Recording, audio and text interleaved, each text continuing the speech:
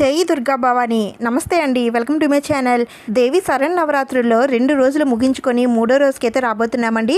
3వ రోజున అమ్మవారు అవతారం ఏమిటి, అమ్మవారికి పూజ ఎలా చేయాలి, ఏ నైవేద్యాలు నివేదన చేయాలి అనే విషయాలన్నీ కూడా ఈ రోజు వీడియోలో షేర్ చేస్తానండి. విజయవాడ కనకదుర్గమ్మ అమ్మవారి అవతారాలకి సంబంధించిన నవరాత్రులు పూజా వీడియోస్ అయితే నేను అప్లోడ్ చేస్తున్నానండి. ఇంతవరకు 2 రోజులకు సంబంధించిన పూజా వీడియోలన్నీ కూడా నేను అప్లోడ్ చేశాను. ఎవరైనా చూడాలనుకుంటే ఒకసారి చూడండి. అందరూ చేసుకునే విధంగానే సింపుల్ పద్ధతిలోనే పూజా విధానాలన్నీ కూడా ఉంటాయండి. అయితే అది కూడా అఖండ దీపం కలశ స్థాపన లేకుండా సింపుల్గా అమ్మవారికి మనం ఇంట్లోనే ఈ నవరాత్రుల్లో పూజ అనేది చేసుకోవచ్చు. మీ శక్తి కొలది మీకు ఎన్ని రోజులు కుదిరితే అన్ని రోజులు ఆ అమ్మని పూజించి ఆ అమ్మవారి కరుణా కటాక్షాలు అయితే పొందండి. మనం ఏం చేసినా సరే ఈ చిన్న పొట్ట నింపుకోవడానికే కదండి. అందుకనే కోటి విద్యలు కూటు కోసమే అని అంటారు. అన్నం పరబ్రహ్మ స్వరూపం. అలాంటి అన్నాన్ని ప్రసాదించే అన్నపూర్ణ అమ్మవారి అవతారమే ఈ 3వ అవతారం. నవరాత్రుల్లో 3వ రోజున అమ్మవారు శ్రీ అన్నపూర్ణాదేవి రూపంలో దర్శనమిస్తారండి. ఈ 2025 సంవత్సరంలో సెప్టెంబర్ 24వ తేదీన బుధవారం 3వ అవతారంగా అమ్మవారు శ్రీ అన్నపూర్ణాదేవి రూపంలో దర్శనమిస్తారండి. అయితే ఈ రోజుకి ఇంకొక ప్రత్యేకత కూడా ఉంది, అది కూడా తెలుసుకుందాం. ముందుగా అయితే అమ్మవారు ఒక చేత్తో రసపాత్ర, ఇంకొక చేత్తో గరిట పట్టుకొని సాక్షాత్తు పరమేశ్వరుడికి భిక్ష పెడుతున్న భంగిములో జగన్మాత ఈరోజు కొలువు తీరుతుంది. సమస్త జీవకోటికి అన్నాన్ని ప్రసాదించే ఆ అన్నపూర్ణమ్మని ఈరోజు పూజిస్తే గనక మనకి ఎలాంటి ఆకలి దప్పుకలు లాంటివి ఉండవని, ధన ధాన్యాలు సమృద్ధిగా కలుగుతాయని మనకి పురాణాలు అయితే చెబుతున్నాయండి.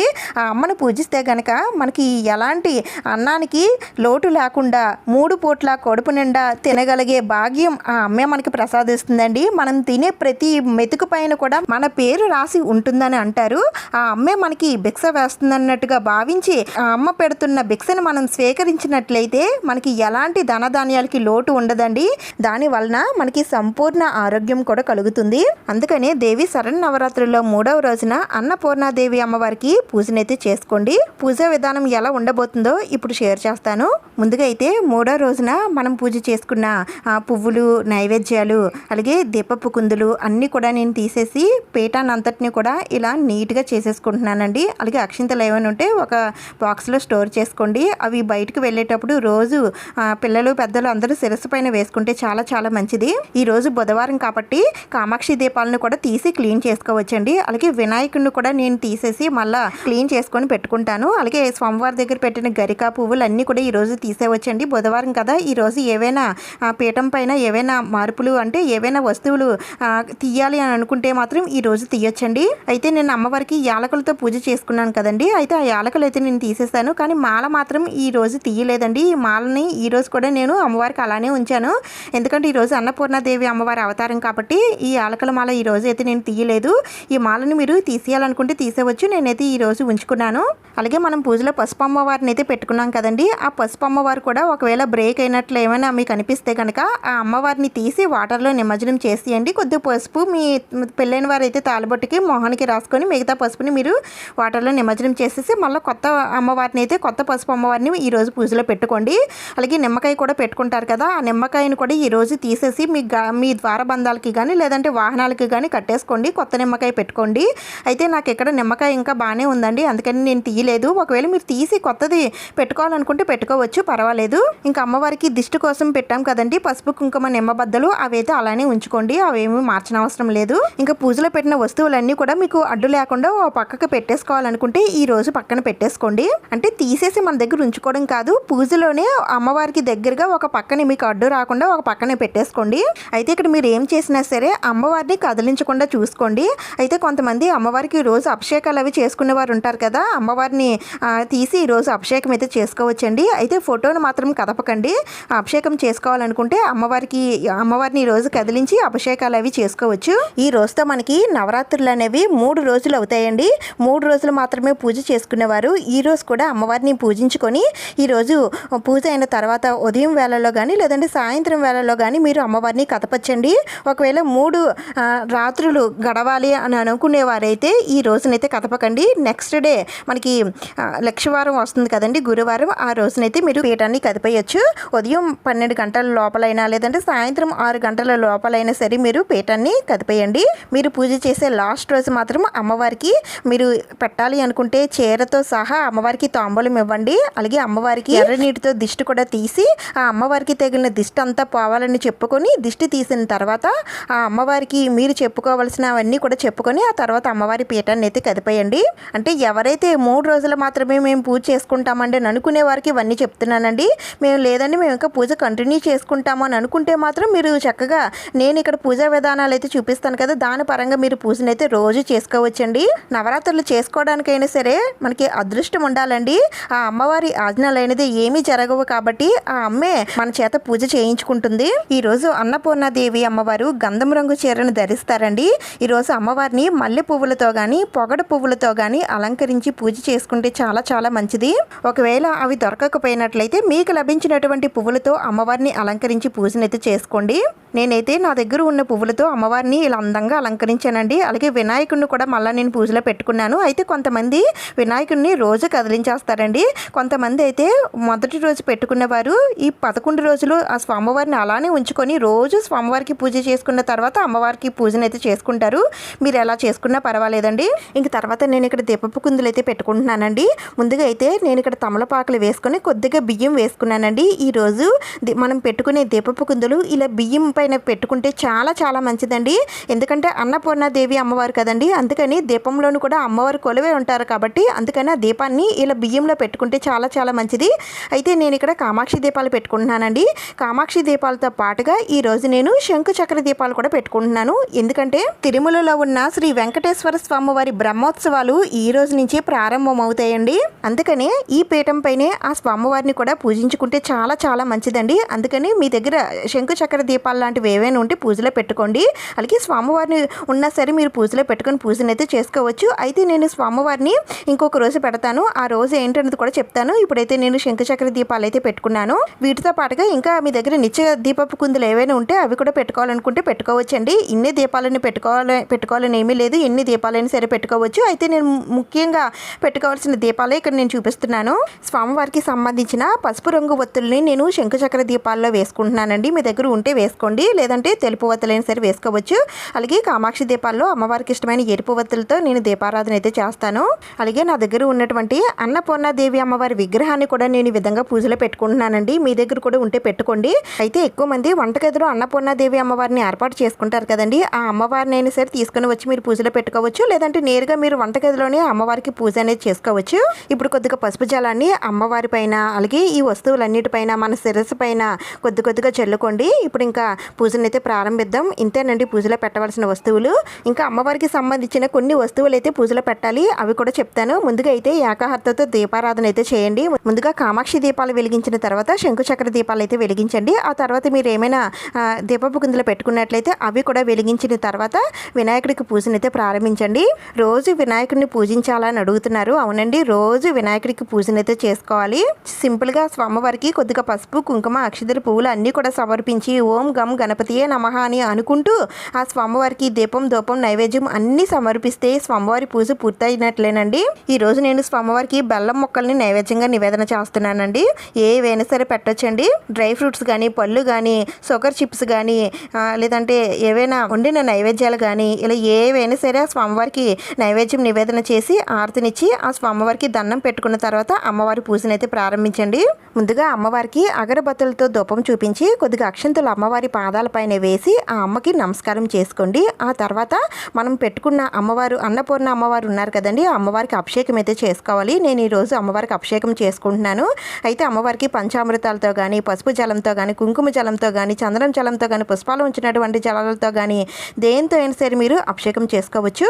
అయితే కొంతమంది కొన్ని డౌట్స్ అయితే అడుగుతున్నారండి. అయితే నేను కొన్ని కామెంట్స్కి నేను రిప్లై ఇవ్వలేకపోతున్నానండి, ఎందుకంటే నాకు అసలు టైం అయితే సరిపోవడం లేదు. అందుకనే కొంచెం అర్థం చేసుకోండి. మీకు ఏమైనా డౌట్స్ ఉంటే నేను ఆల్రెడీ డౌట్స్కి సంబంధించిన వీడియో కూడా పెట్టానండి. ఒక్కసారి ఆ వీడియో చూడండి, మీకున్న డౌట్స్ అన్నీ కూడా క్లియర్ అవుతాయి. ఒకవేళ మీకు అర్జెంటుగా రిప్లై కావాలి అనుకుంటే నాకు ఇన్స్టాగ్రామ్కి మెసేజ్ చేయండి, నేను వాయిస్ మెసేజ్ అయినా సరే మీకు ఇస్తాను. నేనైతే ఇక్కడ అమ్మవారికి అభిషేకం అయితే పూర్తి చేశానండి. ఇప్పుడు మళ్ళీ అమ్మవారిని శుద్ధి చేసుకొని మళ్ళీ పూజలు అయితే పెట్టుకోవాలి. అమ్మవారిని ఉంచడం కోసం నేను ఇక్కడ ఒక లోటస్ ఫ్లవర్ అయితే తీసుకున్నానండి. ఇప్పుడు దీంట్లో నేను ధాన్యం వేసుకుంటున్నాను. మీరు ధాన్యమైనా లేదంటే బియ్యమైనా ఏమైనా సరే వేసుకోవచ్చండి. 3 గుప్పెట్లు కానీ లేదంటే మీరు తీసుకున్న బౌల్కి కానీ లేదంటే ప్లేట్కి కానీ నిండుగా వేసుకున్నా పర్వాలేదు. ఇలా వేసుకున్న తర్వాత దీంట్లో కొద్దిగా పసుపు కుంకుమలు ఉంచి మళ్ళీ నేను ఇంకొక బౌల్తో బియ్యం అయితే పెట్టుకుంటున్నానండి. మీరు నేరుగా ధాన్యం పైన అమ్మవారిని పెట్టుకోవచ్చు, లేదంటే బియ్యం పైన అయినా సరే అమ్మవారిని పెట్టుకోవచ్చు. నేనైతే ఇలా ధాన్యం వేసుకున్న తర్వాత బియ్యం వేసుకొని ఆ తర్వాత నేను అమ్మవారిని అయితే ఉంచుకుంటున్నాను. ఇంకా మీ దగ్గర ఉన్న ఏవైనా నగలతో కానీ మాలలతో కానీ పువ్వులతో కానీ అమ్మవారిని అందంగా అలంకరించేసుకోండి. ఇప్పుడు పూజలో అమ్మవారికి సంబంధించిన కొన్ని వస్తువులు అయితే పెట్టుకోవాలి. అవి ఏంటనేది చెప్తాను. ముందుగా అమ్మవారి చేతిలో ఆ పాత్ర అలాగే గరిట ఉంటుందండి. ఆ పాత్రలో అన్నం ఉంటుంది. ఆ అమ్మవారు దాంట్లోంచి అందరికీ అన్నం అయితే వడ్డిస్తారు. అందుకని ఇక్కడ ఒక బౌల్ తీసుకొని, అంటే ఇత్తడి బౌల్ ఒకటి తీసుకొని దాని నిండుగా బియ్యం వేసి దానిపైన ఒక చిన్న స్పూన్ లాంటిది ఏమైనా ఉంటే పెట్టుకోండి. దాంట్లో కూడా మళ్ళీ బియ్యం వేసుకొని అమ్మవారి పూజలో పెట్టుకుంటే చాలా చాలా మంచిదండి. మనకి ఎప్పటికీ తరగనటువంటి ధన ధాన్యాలు మనకి సమృద్ధిగా కలుగుతాయని అర్థమండి. దీన్నే రసపాత్ర అని అంటారు. దీంతో పాటుగా కొన్ని ఆహార పదార్థాలని మనం పూజలో పెట్టుకుంటే చాలా చాలా మంచిదండి. అవి ఏంటంటే బియ్యం పెట్టుకున్నాం కదా, ఇంక తర్వాత పప్పు దినుసులు ఏవైనా సరే పెట్టుకోండి. అలాగే మన జీవితంలో తీయదనం కూడా ఉండాలి కాబట్టి తీయని సంతోషాలు మనకి కలగాలనే ఉద్దేశంతో బెల్లం మొక్కను కూడా పెట్టుకోండి. ఆ తర్వాత పల్లీలు, డ్రై ఫ్రూట్స్, పెసలు అలాగే ఉప్పు ఇవన్నీ కూడా నేను పూజలో పెట్టుకుంటున్నానండి. ఇవే పెట్టాలని ఏమీ లేదండి. మీ ఇంట్లో ఏమి ఉంటాయో అవన్నీ కూడా పెట్టుకోవచ్చు. వీటితో పాటుగా మీరు కాయగూరలు ఉంటాయి కదండి, అవి కూడా మీరు పూజలో పెట్టుకోవచ్చు. ఇంకా అమ్మవారికి సంబంధించిన గౌరమ్మ సెట్ను కూడా మీరు పూజలో ఉంచుకోవచ్చండి. నేనైతే అన్ని వస్తువులు పెట్టేసుకున్నాను. ఇప్పుడు ఇంకా పూజను అయితే ప్రారంభిద్దాం. ముందుగా అమ్మవారి పాదాలపైన కొద్దిగా పసుపు, కుంకుమ, అక్షింతలు, పువ్వులు వేసి అగరబత్తులతో ధూపం చూపించి ఆ అమ్మవారికి ఆహ్వానం పలికి దండం పెట్టుకోండి. అమ్మ, అన్నాన్ని ప్రసాదించే అన్నపూర్ణాదేవి అమ్మ, మాకు కానీ మా బంధుమిత్రులకి కానీ మాకు తెలిసిన వారికి కానీ ఎవరికైనా సరే ఆహారానికి ఎలాంటి లోటు లేకుండా ధనధాన్యాలు సమృద్ధిగా కలిగేటట్టు చూడు తల్లి, నా పూజను స్వీకరించి తల్లి అని చెప్పుకొని అమ్మవారికి దండం పెట్టుకోండి. ఇప్పుడు ఇంకా అన్నపూర్ణాదేవి అష్టోత్తరాలు కానీ లేదంటే అన్నపూర్ణ అష్టకం కానీ మీకు ఏది వస్తే చదువుకోండి. ఇవేమీ రావండి అని అనుకుంటే ఓం శ్రీ అన్నపూర్ణాదేవియే నమః అనే మంత్రాన్ని 108 సార్లు చదువుకుంటూ పళ్ళుతో కానీ డ్రై ఫ్రూట్స్తో కానీ అమ్మవారిని పూజించండి. ఒకవేళ ఇవేమీ లేవండి అని అనుకుంటే అమ్మవారికి ఇష్టమైన మల్లె పువ్వులతో కానీ కుంకుమతో కానీ అక్షింతలతో కానీ అమ్మవారిని పూజించవచ్చు. అన్నపూర్ణాదేవి అమ్మవారు అంటే సాక్షాత్తు పార్వతీదేవేనండి. శివయ్య సత్యమని పార్వతీదేవి. ఆ అన్నపూర్ణాదేవి శివుడంతటి వాడికి అమ్మాయి భిక్ష వేసింది. ఆమె సంతానమైనటువంటి మనకి కూడా ఆ అమ్మ భిక్ష వేస్తేనే మన కడుపు నిండేది. ఆ అమ్మవారి కరుణ కటాక్షంతో వేసే భిక్షే అన్నం. అందుకని ఎప్పుడు కూడా మనం అన్నాన్ని నిర్లక్ష్యం చేయకూడదండి. అలాగే తొక్కకూడదు. అలాగే ఆహార పదార్థాలని వేస్ట్ చేయకూడదు. ఎవరికైనా సరే ఆకలితో ఉన్నవారికి ఒక్క ముద్ద అన్నం పెట్టండి. ఆ అమ్మ ఎంతగానో సంతోషిస్తుంది. ఇంకా మీకు శక్తి ఉంది అని అనుకుంటే అన్నదానం కూడా చేయండి. వాళ్ళ ఆశీర్వాదం కూడా మనకి కలుగుతుంది. అన్నాన్ని గౌరవిస్తే ఆ అమ్మవారిని పూజించినట్లే అవుతుందండి. అందుకని ఎప్పుడు కూడా అన్నాన్ని కానీ ఆహార పదార్థాలని కానీ నిర్లక్ష్యం చేయకుండా పొదుపుగా వాడుకుంటే ఆ అమ్మవారి అనుగ్రహంతో నిండు నూరేళ్ళు సంపూర్ణ ఆరోగ్యంతో ఉంటాము. మనం ఆరోగ్యంతో ఉంటే మన దగ్గర అన్నీ ఉన్నట్లేనండి. మనం కాపాడుకోవాల్సింది, మన దగ్గర ఉండవలసింది ఆరోగ్యమేనండి. ఆ ఆరోగ్యమే మన దగ్గర ఉంటే మనం ఏమైనా సరే సాధిస్తామండి. మన కళల్ని మనం సాకారం చేసుకుంటాము. నాకు మొన్న ఒంట్లో బాగాలేదని మీ అందరికీ తెలిసిందే కదా. నిజంగా ఆ అమ్మ దయ వల్లే నేను ఇప్పుడైతే కొంచెం నాకైతే బాగానే ఉందండి. అప్పుడే అనిపించింది, ముందుగా ఆరోగ్యం బాగుంటేనే మనం ఏమైనా సరే చేయగలుగుతాము. అందుకని ఎప్పుడు కూడా మనం తినే ఆహార పదార్థాల పైన కానీ మన ఆరోగ్యం పైన కానీ ఎప్పుడు అశ్రద్ధ చూపకండి. ఈ విధంగా అన్నపూర్ణమ్మకి పూజ చేసుకున్న తర్వాత వెంకటేశ్వర స్వామి వారికి కూడా ఆ పూజనైతే చేసుకోండి. స్వామివారి అష్టోత్తరాలు కానీ లేదంటే గోవింద నామాలు కానీ చదువుకుంటూ పసుపు అక్షింతలతో స్వామివారిని పూజించండి. ఆ తర్వాత అమ్మవారికి అగరబత్తులతో ధూపం చూపించిన తర్వాత నైవేద్యం నివేదన చేయాలండి. ఈరోజు అమ్మవారికి అన్నంతో తయారు చేసినటువంటి ఎలాంటి ఆహార పదార్థాలైనా సరే మీరు చేసి పెట్టొచ్చండి. అంటే పరమాన్నం కానీ పాయస అన్నం కానీ దధ్యోజనం కానీ కట్టె పొంగల్ కానీ లేదంటే కొబ్బరి అన్నం కానీ పులిహోర కానీ మినప వడలు కానీ ఇలా ఏవైనా సరే ఈరోజు చేసి అమ్మవారికి నివేదన చేయవచ్చు. నేను ఇక్కడ కట్టె పొంగల్ని నైవేద్యంగా పెట్టానండి. అయితే ఆ వీడియో స్కిప్ అయింది. ఇక తర్వాత అమ్మవారికి తాంబూలం కూడా సమర్పించాను. అయితే తాంబూలంలో పెట్టడానికి పళ్ళు అయితే నా దగ్గర లేవండి. అందుకని ఆకు వక్క కొద్దిగా అక్షింతలు చిల్లరనానం పెట్టి అమ్మవారికి తాంబూలం అయితే ఇచ్చాను. ఇలా కూడా పెట్టచ్చు. తాంబూలం ఇచ్చిన తర్వాత అమ్మవారికి ధూపం వేయండి. ఆ తర్వాత కొబ్బరికాయ ఉంటే కొబ్బరికాయ కూడా నివేదన చేయండి. ఇక తర్వాత అమ్మవారికి నీరాజనం సమర్పించండి. కొద్దిగా అక్షింతలు పువ్వులు తీసుకొని అమ్మవారి పాదాలపైన వేసి అమ్మవారికి నమస్కారం చేసుకోండి.